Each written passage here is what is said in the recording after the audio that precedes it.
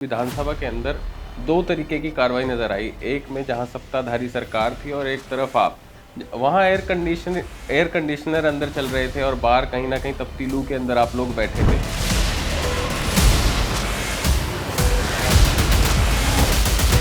इस एक दिन का विशेष सत्र बुलाने का कोई औचित्य नहीं था। जो वो बिल आया था लोकसभा में 16, 17, 18 को जो 3 दिन सत्र चला था, जो वो बिल लोकसभा में गिर चुका है, तो विधानसभा उसके अंदर कुछ कर नहीं सकती। अगर हम कुछ कर ही नहीं सकते तो फिर हरियाणा प्रदेश की जनता जनार्दन की गाढ़े खून पसीने की कमाई का पैसा व्यर्थ करने के लिए, सिर्फ अपनी रीलें बनाने के लिए, मीडिया के अंदर अपनी उपस्थिति दर्ज कराने के लिए, इसलिए कांग्रेस पार्टी ने फैसला किया कि हम इस सत्र का बायकॉट करेंगे और इनके समांतर विधानसभा के बाहर पैरेलल सत्र चलाएंगे। जो नारियां हैं उनको आरक्षण देना चाहते हैं, क्योंकि अगर आरक्षण उनको देना है 2029 से पहले तो इस बिल का पारित होना बहुत ज़्यादा ज़रूरी है। महिला आरक्षण से प्रीसीमेन का कोई भी संबंध नहीं है। सितंबर 2023 में सर्वसम्मति से लोकसभा में महिला आरक्षण बिल पास हो गया था। कानून, जो जनरल यूनिवर्सल लॉ कहते हैं, कानून की भाषा में कहते हैं कि जिस राज्य से नदी गुजर रही है वो पानी भी उसी राज्य का होता है। पंजाब का ये पक्ष है। तो हमारा ये जो हिंदुस्तान पाकिस्तान अलग हुआ था, वो सारी नदियाँ हिंदुस्तान से होकर निकलती है और पाकिस्तान में जाती है।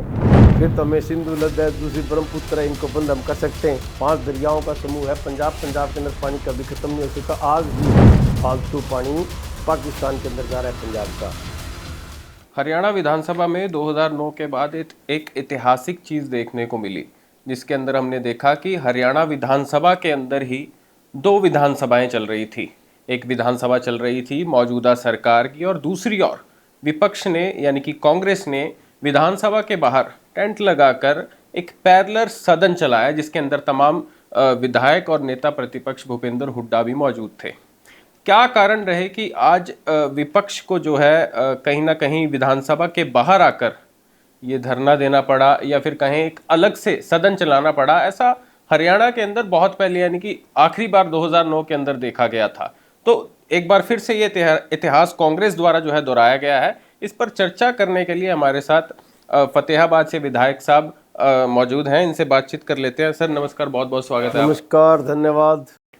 सर सबसे पहले जानना चाहेंगे, आज विधानसभा के अंदर दो तरीके की कार्रवाई नजर आई। एक में जहां सत्ताधारी सरकार थी और एक तरफ आप, वहां एयर कंडीशनर अंदर चल रहे थे और बाहर कहीं ना कहीं तपती लू के अंदर आप लोग बैठे थे। तो काफी देर आप लोग बैठे। सर क्या कारण हो गए ऐसे कि आपको बाहर बैठना पड़ा? अब थोड़े दिन पहले बजट सत्र हरियाणा प्रदेश का ख़त्म हुआ है। इस एक दिन का विशेष सत्र बुलाने का कोई औचित्य नहीं था। एक तो पूरे प्रदेश में आचार संहिता लग रही है, निकाय चुनाव चल रहे हैं, और जिस विषय को लेके इन्होंने विधानसभा का विशेष सत्र बुलाया, वो उस विषय के अंदर हरियाणा विधानसभा कोई दखलंदाजी कर ही नहीं सकती। जो वो बिल आया था लोकसभा में 16, 17, 18 को जो 3 दिन सत्र चला था, जो वो बिल लोकसभा में गिर चुका है, तो विधानसभा उसके अंदर कुछ कर नहीं सकती। अगर हम कुछ कर ही नहीं सकते तो फिर हरियाणा प्रदेश की जनता जनार्दन की गाढ़े खून पसीने की कमाई का पैसा व्यर्थ करने के लिए, सिर्फ अपनी रीलें बनाने के लिए, मीडिया के अंदर अपनी उपस्थिति दर्ज कराने के लिए, अगर हम दुर्भावना से ग्रसित होकर इस तरह विधानसभा के सत्र बुलाएंगे तो हरियाणा प्रदेश की 2.5 करोड़ जनता जनार्दन के साथ न्याय संगत नहीं होगा।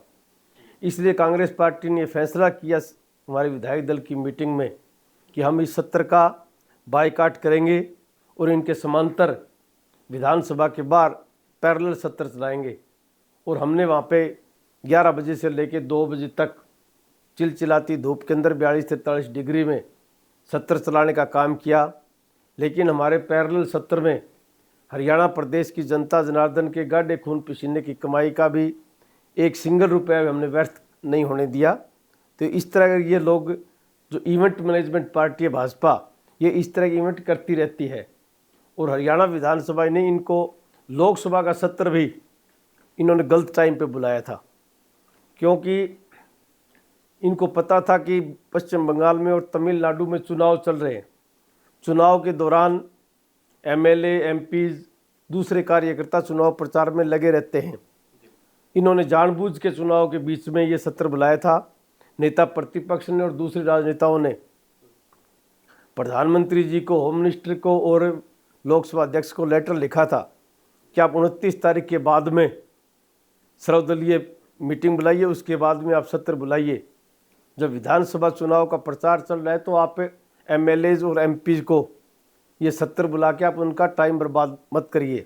लेकिन ये हठधर्मिता की सरकार ने जानबूझ के 3 दिन का सत्र बुलाया ताकि बंगाल के 42 सांसद, तमिलनाडु के 39 सांसद किसी तरह से चुनाव प्रचार से दूर रहें। ये लोकतंत्र के अंदर किसी भी हक और हकूक़ को मारने वाली बात है, क्योंकि राजनीतिक व्यक्ति के लिए चुनाव प्रचार, चुनाव एक पर्व की तरह होते हैं और उस पर्व को हम हमेशा धूमधाम से मनाते हैं। अगर उसके अंदर जाने से हम एमएलए एमपीज को रोकेंगे तो उनके साथ न्याय संगत नहीं होगा, उनके अधिकारों पर डाका डालने वाली बात होगी। बलवान जी, देखा गया कि इस पर मुख्यमंत्री की प्रतिक्रिया भी सामने आई।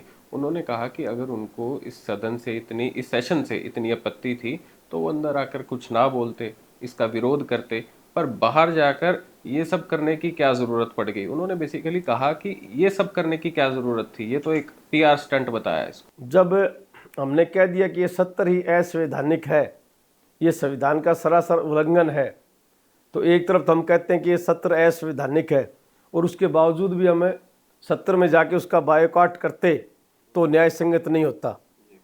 तो इसलिए हमने जब इसको सत्र को असंवैधानिक करार दिया तो फिर हमारा बायकॉट करने का ही रास्ता बचता था हमारे पास।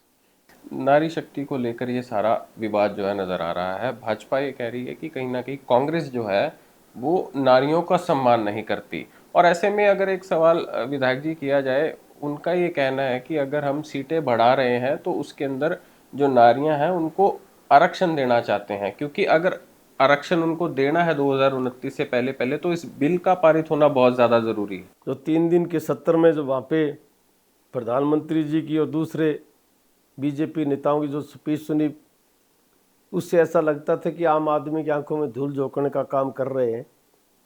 महिला आरक्षण से प्रीसीमन का कोई भी संबंध नहीं है। सितंबर 2023 में सर्वसम्मति से लोकसभा में महिला आरक्षण बिल पास हो गया था।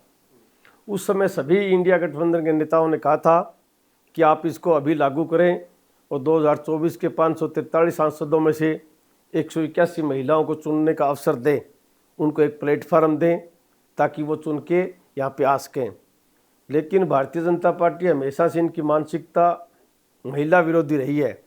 ये कोई ना कोई उसके अंदर अड़ंगा डालना चाह रहे थे कि इसको लंबे समय के लिए लटका दिया जाए, और उसी दुर्भावना से ग्रसित होकर इन्होंने संविधान संशोधन किया और एक लाइन उसके अंदर इन्होंने लिख दी कि नई जनगणना होगी, उसके बाद में प्रीसीमन होगा, उसके बाद में हम महिला आरक्षण को लागू करेंगे। इसलिए ये जो का त्यों पेंडिंग चला आ रहा था। और बड़े ताज्जुब की बात है कि सितंबर 2023 में जब महिला आरक्षण सर्वसम्मति से पास हो चुका था तो उन्होंने इसका नोटिफिकेशन भी जारी नहीं किया था। अभी सत्र बुलाने से 3 दिन पहले जब इन्होंने देखा कि नोटिफिकेशन जारी नहीं हुआ तो इसके अंदर संशोधन कैसे करेंगे, तो इन नोटिफिकेशन इसका इन्होंने जारी किया था।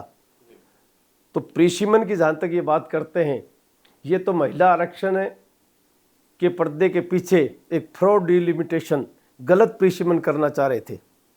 प्रीसीमन कोई अंकगणित का खेल नहीं है। हमारा हिंदुस्तान का एक संघीय ढांचा है और प्रीसीमन के अंदर उसके अंदर राजनीतिक समानताएं होनी चाहिए।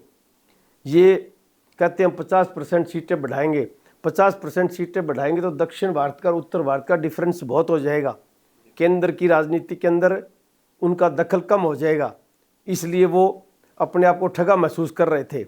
वो कह रहे थे कि वो ऐसा फार्मूला निकालें ताकि जो हमारी आज के दिन परसेंटेज है वही परसेंटेज हमारी लोकसभा में बरकरार रहनी चाहिए, क्योंकि एजुकेशन के मामले में दक्षिण भारत हमारे से आगे है। उन लोगों ने फैमिली प्लानिंग पे हमारे से ज़्यादा काम किया है। नॉर्थ इंडिया में फैमिली प्लानिंग पे काम कम हुआ है। अगर हम जनसंख्या पर आधारित प्रीसीमन करेंगे तो राजनीतिक समानताएं नहीं बचेंगी। इसलिए उनको फार्मूला दिया था 33% बढ़ाएं या 50% बढ़ाएं, लेकिन हमारा कुछ नॉर्थ इंडिया से ज़्यादा बढ़ाएं। अगर इस तरह को ये बिल लेके आते हैं और उससे पहले कोई सर्वसम्मति बनती है ताकि संविधान में संशोधन किया जा सके और फिर महिलाओं को आरक्षण उसके अंदर दिया जा सकता है। अगर संविधान संशोधन नहीं आता है तो जनगणना चल रही है, 2027 तक जनगणना पूरी हो जाएगी। 28 में नया प्रीसीमन कर सकते हैं, लेकिन सीटें नहीं बढ़ा सकते, तो नया प्रीसीमन कर दीजिए। और 2029 में 543 में और हरियाणा विधानसभा के 90 में महिलाओं को आरक्षण दे दीजिए। तो ये सर्वसम्मति से प्रस्ताव पास है। विधायक जी, जब पैरेलल सेशन चल रहा था बाहर, तो आपने एक बहुत गहरा मुद्दा उठाया, और ये मुद्दा ना आज के समय में विधायक जी राजनीति का एक जरिया बन गया है। कई लोगों ने तो अपनी राजनीति जो है इस पे चमका ली है। आप जानते हैं कि मैं किस मुद्दे की बात कर रहा हूँ? मैं बात कर रहा हूँ SYL की। तो विधायक जी, आपने मुद्दा उठाया हरियाणा के हक में, वहीं पंजाब जो है SYL के पूर्ण रूप से खिलाफ है। सबसे पहले तो आप ये बताइए कि SYL को लेकर आपका क्या इतिहास रहा, आपका क्या संघर्ष रहा? SYL जब से 1966 में हरियाणा बना था, तब से हम SYL की लड़ाई लड़ रहे हैं। और 1966 से लेकर 2014 तक जितनी भी सरकारें बनी, चाहे कांग्रेस की बनी चाहे गैर कांग्रेस की बनी, सभी सरकारों ने SYL पे काम किया। किसी ने धरातल पे किया, किसी ने कोर्ट में केस की पैरवी की, किसी ने प्रशासनिक तौर पे की। लेकिन 2014 के बाद में जब से भारतीय जनता पार्टी की सरकार हरियाणा में आई है, SYL पे इनकी नील प्रोग्रेस है। इन्होंने कोई काम नहीं किया। अगर कोई काम नहीं करते वहाँ तक भी बात ठीक थी, लेकिन इनके सत्ता में आने के बाद में पंजाब में तो हमारी बनी बनाई नहर को मिट्टी से भरने का पंजाब सरकार ने काम किया था। और हरियाणा के भाजपा सरकार के मुंह में दही जम गई थी। इन्होंने कहीं एक शब्द भी विरोध का नहीं बोला था। जब हमारे करोड़ों रुपए खर्च हो रहे थे, हमारी नहर बन के तैयार थी, तो केंद्र से दखल दिलवा सकते थे कि जो नहर है हमारी, उसको मिट्टी से ना भरा जाए।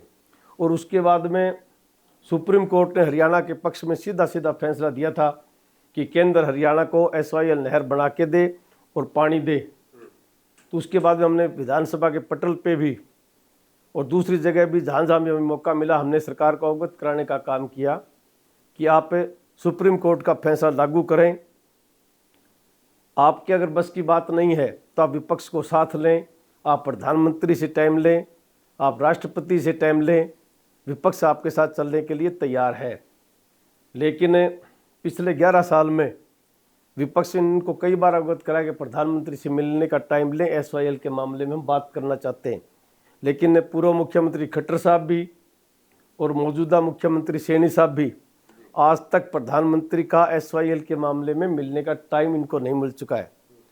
जब प्रधानमंत्री जी SYL के मामले में हरियाणा सरकार को मिलने का टाइम नहीं देते, तो इससे स्पष्ट इनकी सोच दर्शाती है कि हरियाणा प्रदेश के बारे में ये कितने संवेदनशील है, SYL के मामले में ये कितने संवेदनशील है। और जो आज भारतीय जनता पार्टी की मौजूदा सरकार है, इसके अंदर कुछ ऐसे MLAs MPs हैं जिनको SYL की फुल फॉर्म का भी नहीं पता। पिछले दिनों विधानसभा में जब बहस चल रही थी, तो हमने SYL का मुद्दा उठाया, तो मैं सोच रहा था कि दक्षिण हरियाणा के जो महेंद्रगढ़ साइड के विधायक हैं वो SYL पे बोलेंगे, क्योंकि अगर सबसे ज़्यादा प्रभावित कोई है तो दक्षिण हरियाणा है पानी के मामले में।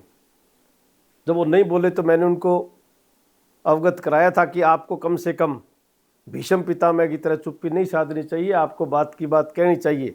ये हमारे आने वाली पीढ़ी के उज्जवल भविष्य का सवाल है, क्योंकि SYL प्रत्येक हरियाणवी के लिए एक लाइफ लाइन है। और बड़े बुजुर्ग कहते हैं कि आज से 50 साल पहले हम 12 महीने बाजरी खाते थे। पानी की कमी होने की वजह से गेहूं नहीं होती थी, और कभी कभार खुशी के मौके पे ही घर में गेहूं की रोटी पकती थी। जब कोई मेहमान आता था घर में, तो बच्चे खुश होते थे कि आज गेहूं की रोटी मिलेगी खाने के लिए, गेहूं की रोटी खाएंगे। और माँ उस बच्चे को डांटती थी कि पहले मेहमान को खाना खाने दे, उसके बाद में तेरे को गेहूं की रोटी मिलेगी। और जो हमारा बोइया होता है, जिसके अंदर हम रोटी डाल के मेहमान को देते हैं, उसके अंदर नीचे 4 रोटी बाजरे की होती थी और उसके ऊपर 4 रोटी कणक की होती थी। ये सरासर मेहमान को इंडिकेशन होता था कि अगर 4 के बाद भी आप ज़्यादा खाओगे तो 5वीं रोटी आपको भी बाजरे की खानी पड़ेगी। ऐसी हालात हमारी थी। अगर हम आज भी SYL पे और पानी के मामले में कोई प्लानिंग नहीं बनाएंगे दीर्घकालीन, तो हो सकता है आने वाली पीढ़ी को वही हमारा पुराना युग ना देखना पड़ जाए, कहीं वो भी बाजरी खाने को मोहताज ना हो जाएं।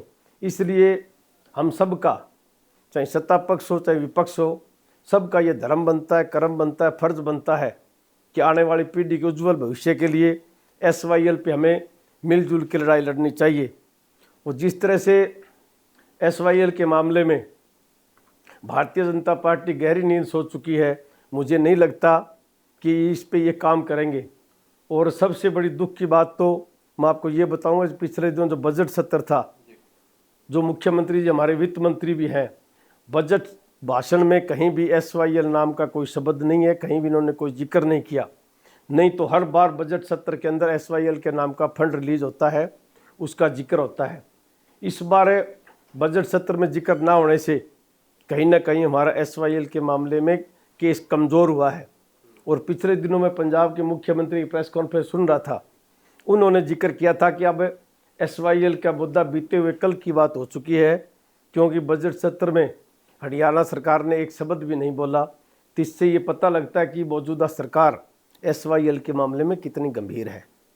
आपने हरियाणा का पक्ष रखा, अगर मैं यही पंजाब के पक्ष की बात करूं तो 2-3 मुद्दे जो हैं पंजाब के यहाँ पर मुझे देखने को मिल रहे हैं।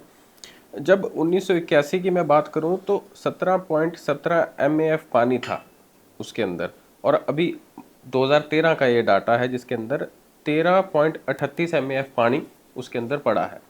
और ये BBMB की जो रिपोर्ट है उसके मुताबिक हरियाणा अपना 104% का जो कोटा है वो यूज़ कर चुका है। उसके अलावा जो ये रिपोर्ट बताती है वो ये कहती है कि 1850 क्यूसेक एक्स्ट्रा हम दे रहे हैं हरियाणा को।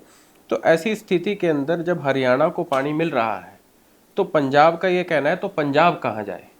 और एक कानून जो जनरल यूनिवर्सल लॉ कहते हैं, कानून की भाषा में कहते हैं कि जिस राज्य से नदी गुजर रही है वो पानी भी उसी राज्य का होता है। पंजाब का ये पक्ष है विधायक जी।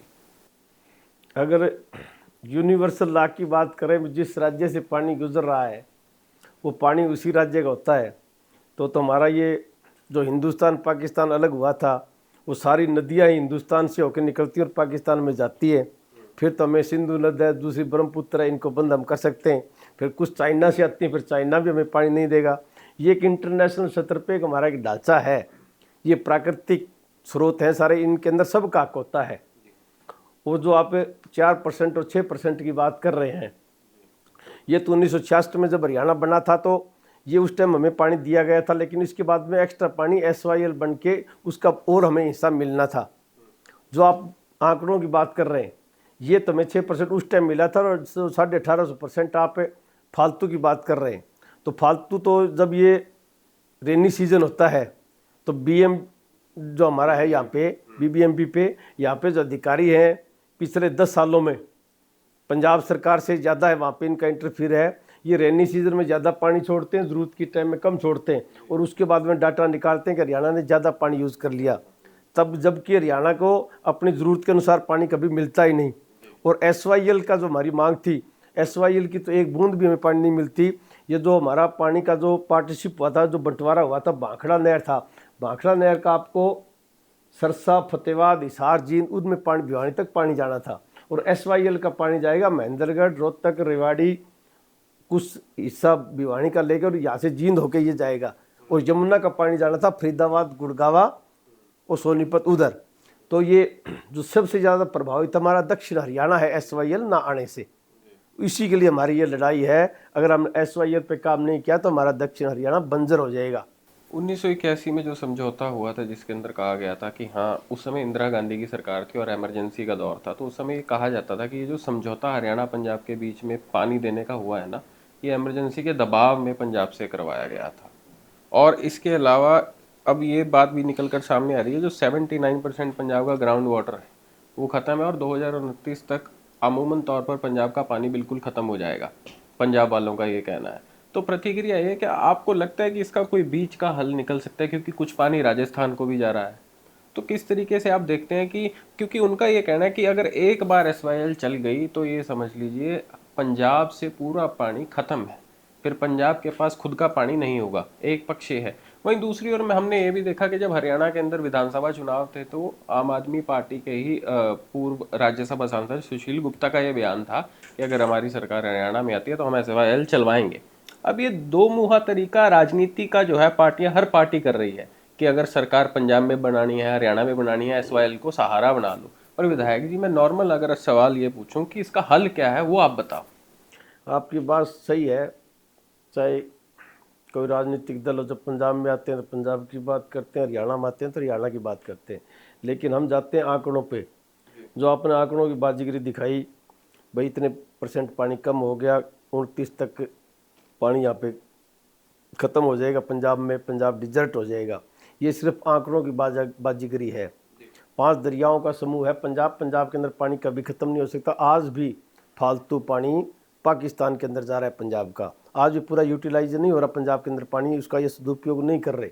लेकिन पता नहीं किस भावना से ग्रसित होके अपने छोटे भाई हरियाणा को पानी देना नहीं चाहते, लेकिन पड़ोसी देश पाकिस्तान को उनको जाना मंजूर है। जो आप इमरजेंसी की बात कर रहे, इमरजेंसी तो 79 और 80 के अंदर ख़त्म हो गई थी, और ये 1981 में नहीं, 1982 के अंदर तत्कालीन प्रधानमंत्री श्रीमती इंदिरा गांधी जी ने, और हरियाणा में कांग्रेस की सरकार थी, पटियाला डिस्ट्रिक्ट के करपुरी गांव में कस्सी का टप्पा मार के उन्होंने इसकी आधारशिला रखी थी, शुरुआत रखी थी। और उसके बाद में काफ़ी इसके ऊपर वर्क भी हो चुका था। लेकिन 1996 में जब राजीव लोंगोवाल समझौता हुआ, जो पूरी तरह हरियाणा प्रदेश के हित में था, राजीव जी ने पूरे हरियाणा प्रदेश, लेकिन विपक्ष के लोगों ने ऐसा षड्यंत्र रचा, पंजाब के विपक्ष के साथियों ने तो पंजाब के लोगों को भगा दिया, हरियाणा के विपक्षी साथियों ने हरियाणा के लोगों को भगा दिया। वो इस मुद्दे पे अपनी अपनी सरकार बनाने में कामयाब हो गए, लेकिन हरियाणा को उस समय कितना नुकसान हो गया इसकी हम भरपाई कभी कर नहीं सकते। अगर राजीव लोंगोवाल समझौता भी जो कहते हो लागू हो जाता तो भी हमें हमारे हरियाणा का पर्याप्त पानी मिल जाना था। लेकिन जब वो 82 के अंदर फाउंडेशन स्टोन रखने के बाद में 4-5 साल तो काम ठीक चला, लेकिन पंजाब फिर एक काले दौर में, अंत तक के दौर के अंदर प्रवेश कर चुका था। तो उस दौरान इंजीनियर की, लेबर की हत्या का दौर चल पड़ा था, लोग काम छोड़ छोड़ के भागे थे, उसकी पूरी प्रोग्रेस थी। उसके बाद में हमने सुप्रीम कोर्ट में केस डाला, और जो भी सरकार आई सब ने सुप्रीम कोर्ट में केस की पैरवी भी की। उस अच्छी पैरवी का नतीजा है कि सुप्रीम कोर्ट का फैसला हरियाणा प्रदेश के हक में आया है। लेकिन 2014 के अंदर हरियाणा में कमज़ोर सरकार आ गई, ये सुप्रीम कोर्ट का फैसला लागू नहीं करा सकते।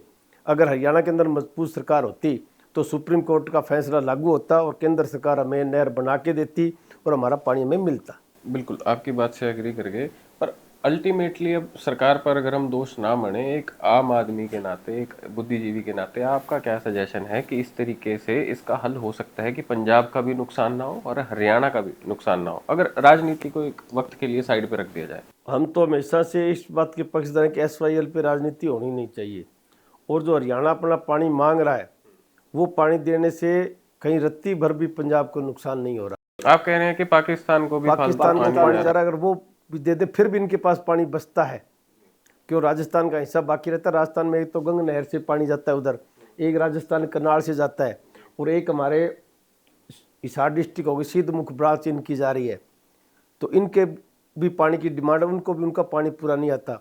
अगर पंजाब हरियाणा को, राजस्थान को उनके हिस्से का भी पानी दे दे तो भी उनके पास पर्याप्त पानी है, उनके पास पानी की कहीं कोई कमी नहीं रहेगी। तो मतलब कुल मिलाकर ये बात है कि इसका अगर सही तरीके से मीडिएशन हो तो रास्ता निकल सकता है। पर सवाल ये है कि बजट में से अब SYL को साफ ही कर देना क्या दर्शाता है? ये साफ, आपका एक्सपीरियंस क्या कहता है? बजट के अंदर SYL का जिक्र ना होना, बजट के में SYL के नाम पे फंड ना रखना, हमारे केस को कमज़ोर करने वाली बात है। ये भारतीय जनता पार्टी जानकर बूझ के इस हमारे केस को कमज़ोर कर रही है, क्योंकि हरियाणा प्रदेश की जो लाइफ लाइन है उसको ये काटने का प्रयास कर रहे हैं।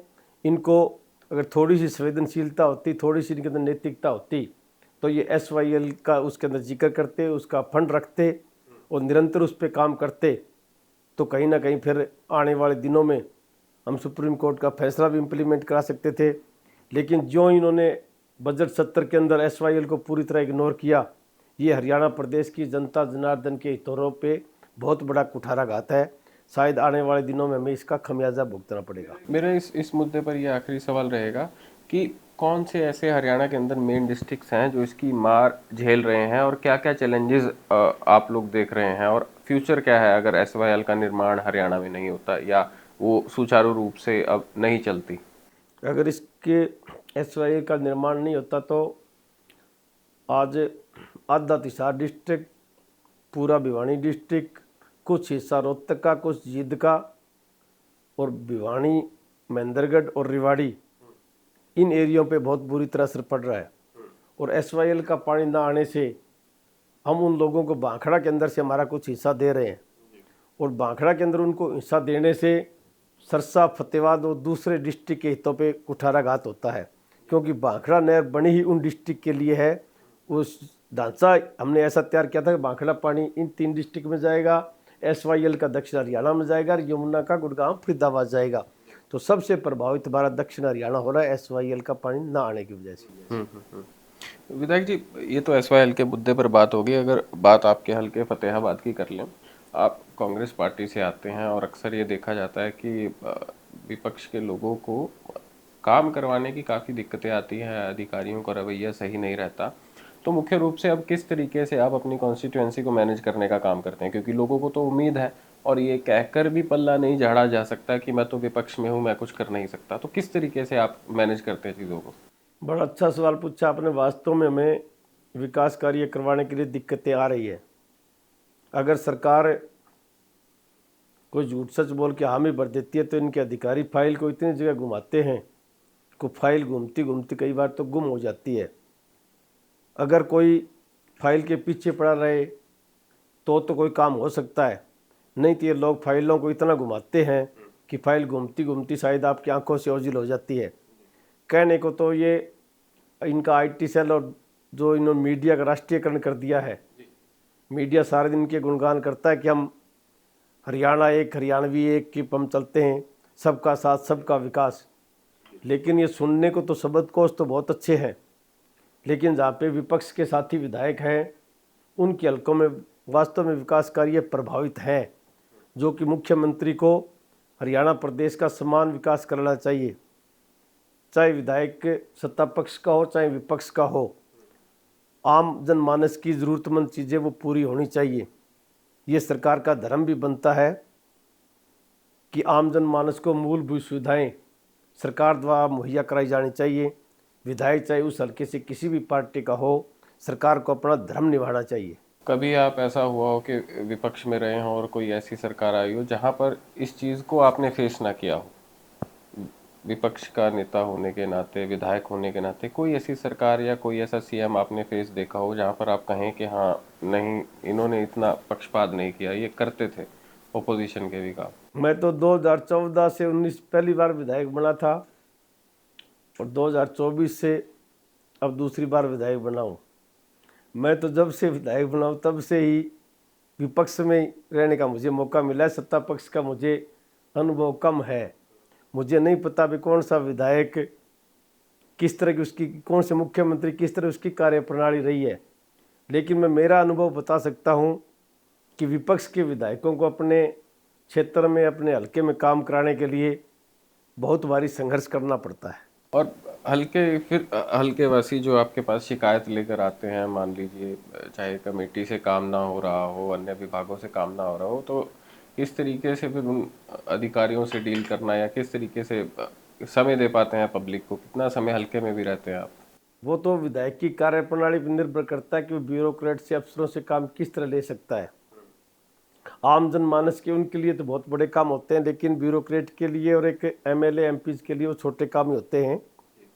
उनके काम अगर हम अधिकारियों को ठीक हैंडल करेंगे, अगर हम बर्ताव अपना ठीक रखेंगे, तो काफ़ी समस्याएं जिला स्तर पे भी हल हो जाती हैं। लोगों की छोटी छोटी डिमांडें होती हैं, लेकिन उनके लिए बहुत बड़ी डिमांड होती है। तो अगर हमारा बिहेवियर ठीक है, काम लेने का तरीका ठीक है, तो अधिकारियों से काम लिया जा सकता है। तो आपको लगता है कि एक समझदार और एक्सपीरियंस वाला विधायक विपक्ष में भी हो, वो चीज़ों को हैंडल कर लेता है? अनुभव, एक्सपीरियंस तो अपना हर जगह काम करता है, लेकिन कई बार ब्यूरोक्रेट के लोग और सत्ता पक्ष विपक्ष के साथियों को इतना परेशान कर देते हैं, तो कई बार वो अपना आपा खोना कहें या कुछ कहीं इस तरह का व्यवहार हो जाता है। लेकिन सत्ता पक्ष को हमेशा बड़ा दिल दिखाना चाहिए।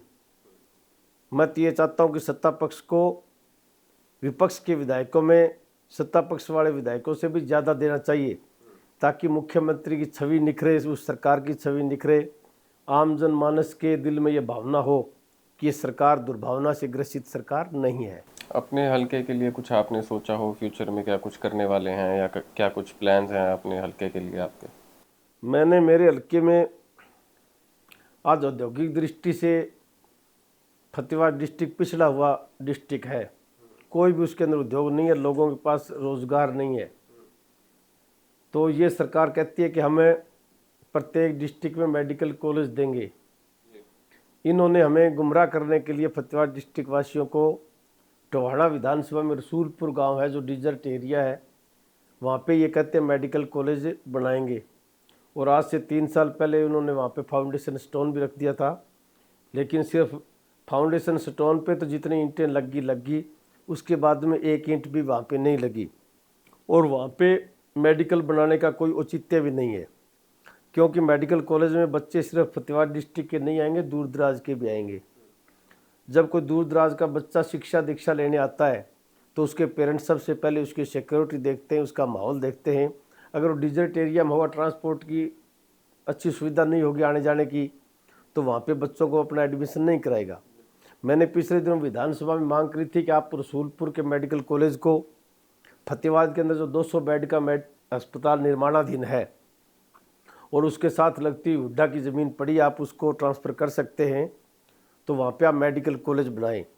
अगर फतेहाबाद डिस्ट्रिक्ट में मेडिकल कॉलेज बन जाएगा तो जहाँ हमारे दुकानदार भाइयों के पास काम बचा नहीं है, उनकी दुकानदारी ठीक चलेगी, फतेहाबाद के अंदर रोज़गार के साधन उपलब्ध होंगे और फतेहाबाद के युवा साथियों को कहीं बाहर नहीं जाना पड़ेगा।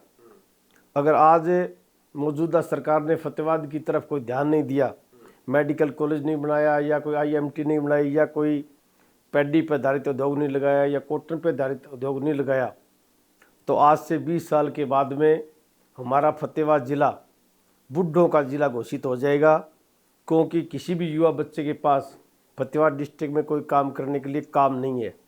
जो बच्चे क्वालिफाई होके कोई गुड़गांव जाके काम कर रहा है, कोई मोहाली कर रहा है, कोई चंडीगढ़ आ रहा है, कोई जयपुर जा रहा है, कोई बेंगलोर जा रहा है, और जो आर्थिक तौर पे सक्षम है वो विदेशों में जाके अपना काम कर रहे हैं। तो हम बच्चों को ऐसा प्लेटफार्म दें कि डिस्ट्रिक्ट हेडक्वार्टर पे भी अपना व्यवसाय कर सके, अपना रोज़गार कर सके। ये तभी संभव होगा या तो हम कोई सरकारी इंस्टीट्यूट वहाँ पे लगाएं या कोई सरकारी उद्योग वहाँ पे लगाएं, तभी हमारे ज़िले का संपूर्ण विकास होगा। ये तो मेरी सोच थी कि यहाँ पे सरकारी उद्योग या कोई इंस्टीट्यूट लगे तो हमारे बच्चों को रोज़गार मिले। और उसके साथ साथ हमारे ज़िले में एक तरफ तो हम बाढ़ से प्रभावित हैं और दूसरी तरफ हम सेम से प्रभावित हैं। तो हमने उनको समय समय पे चेताया था, क्योंकि 80 से लेके O2 तक एक रंगोई खरीफ चैनल है जिससे हरियाणा का 70% पानी O2 में जाता है। सफ़ेदों का पानी जाता है, रोहतक का है, दादरी तक का पानी हंसी आता है, हंसी ड्रेन में वापस जाता है। स्कीम बहुत अच्छी है, क्योंकि हरियाणा प्रदेश के अंदर जल भराव में जब खेतों में पानी भरता है तो पानी निकालने की और कोई जगह नहीं है, सिर्फ वही एक जगह है। तो मैंने मुख्यमंत्री जी को कहा था कि आप हंसी से लेके O2 तक इसे खरीफ चैनल को आप RCC का बनाएं, क्योंकि RCC का नया बनने की वजह से हमारे भट्टू ब्लॉक में और सिरसा डिस्ट्रिक्ट के नथुसी चोपटा ब्लॉक में सेम आ चुकी है।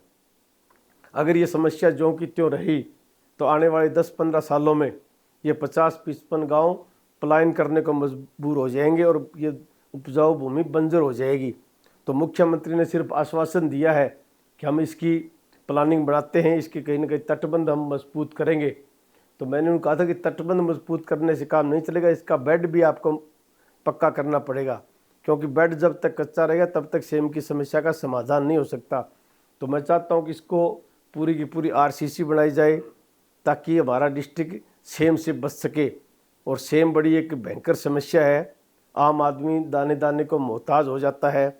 जो किसान खेती करता है वो 12 महीने अगर उसकी कोई फसल नहीं होगी खेत के अंदर तो अपने फूल से बच्चों को भूखा सोने पे मजबूर होना पड़ेगा, ना उनको शिक्षा दीक्षा दे सकता, ना उनका लालन पालन कर सकता। उसकी ज़िंदगी बड़ी दयनीय हालत में पहुंच जाती है। बिल्कुल बिल्कुल। बहुत बहुत शुक्रिया विधायक जी, आपने हमें समय दिया और अच्छी चर्चा रही आपके साथ। तो फिर कभी मुलाकात होगी। बहुत बहुत शुक्रिया। धन्यवाद। धन्यवाद।